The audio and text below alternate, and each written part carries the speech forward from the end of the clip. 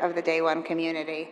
Please join me in applauding the absolutely outstanding Ashley Staggers.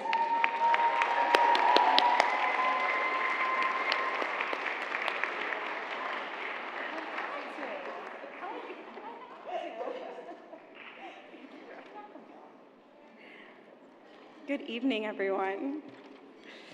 Oh, goodness. I don't know where I am. Okay.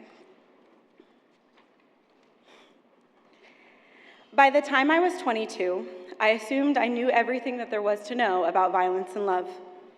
When I was 12, I was sexually abused in my bedroom by a close family friend in our home. That abuse continued for 2 years. When I was 18, I was sexually assaulted while unable to give consent due to intoxication. When I was 20, I was groped in Japan by a stranger, and I found myself unable to scream.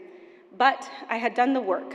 I had labeled and untangled and healed and processed, and by 22, I was sure I knew everything that there was to know about violence and love. Then I entered a relationship. It felt like it hit me out of nowhere. I remember saying I didn't want anything serious, and making that clear when we first started talking. I remember looking up and realizing that all of a sudden I was in a relationship. I was confused, but with all of the, what I can now recognize as love bombing coming my way, I thought that I must have led them on and that I owed them an opportunity. I told myself I must have sent them mixed signals. I told myself I owed them a chance. I didn't realize it, but this was the first time that my boundaries were taken as a suggestion, and it wouldn't be the last. I didn't know that when you let someone push you into a choice you never wanted to make for something small, it becomes more of a challenge to get you to change your mind on the bigger things. It started with calls that went past my bedtime, where the statement, "I'm tired," would lead to guilt tripping that sounded like a desire to talk to me.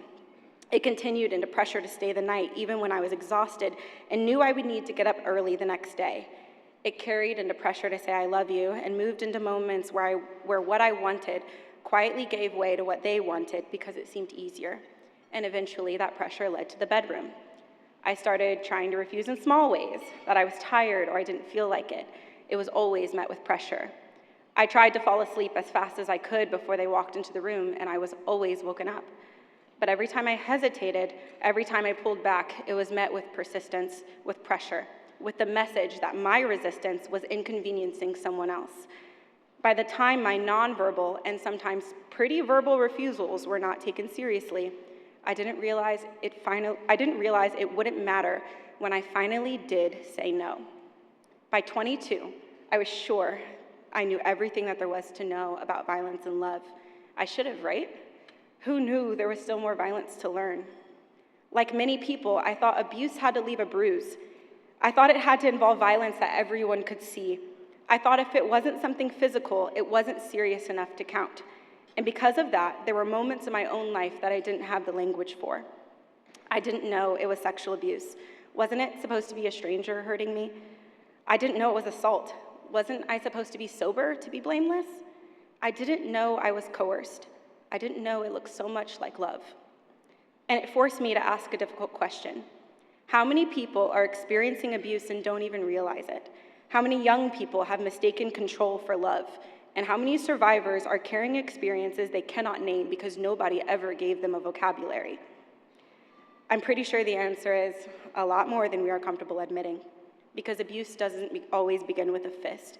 It often begins with a test, a small push, a joke that's not really a joke, a guilt trip dressed up as devotion, a boundary treated like a debate. And when someone learns they can negotiate your no into a fine, they learn they can keep going. That is why language matters, not the academic kind, but the everyday kind.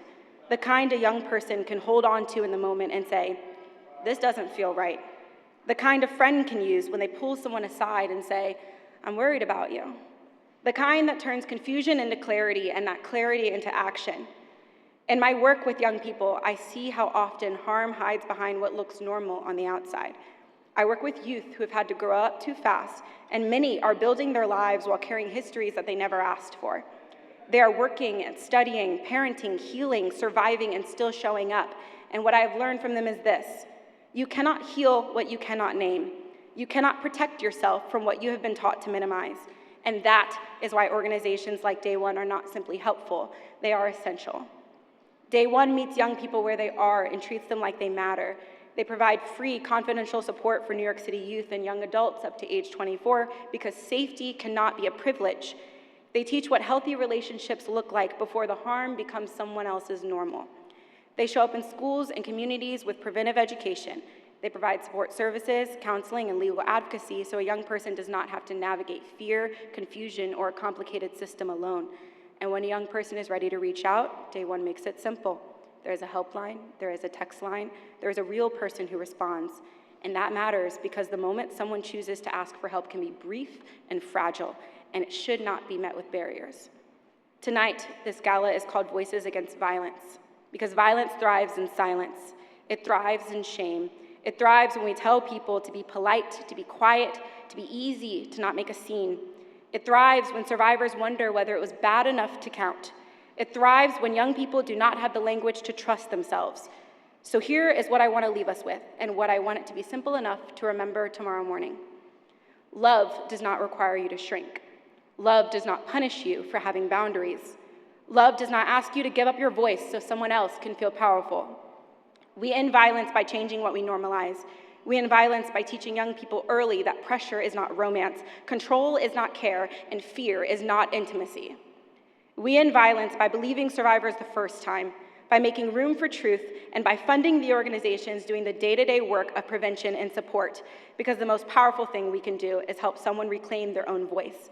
And when that young person learns to name harm, to set a boundary, to ask for help, to walk away, to choose themselves, that matters more than we sometimes realize. It changes what they accept and what they expect, and it changes what they carried forward into every relationship after that. But my hope is that one day, it does not have to start there.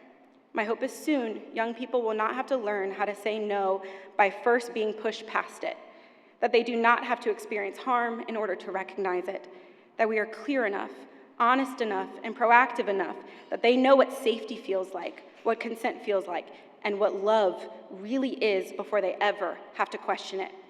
That is the future we are working towards. And until then, spaces like this matter, this work matters, and Day One matters. So thank you for being here and for being a part of building that future.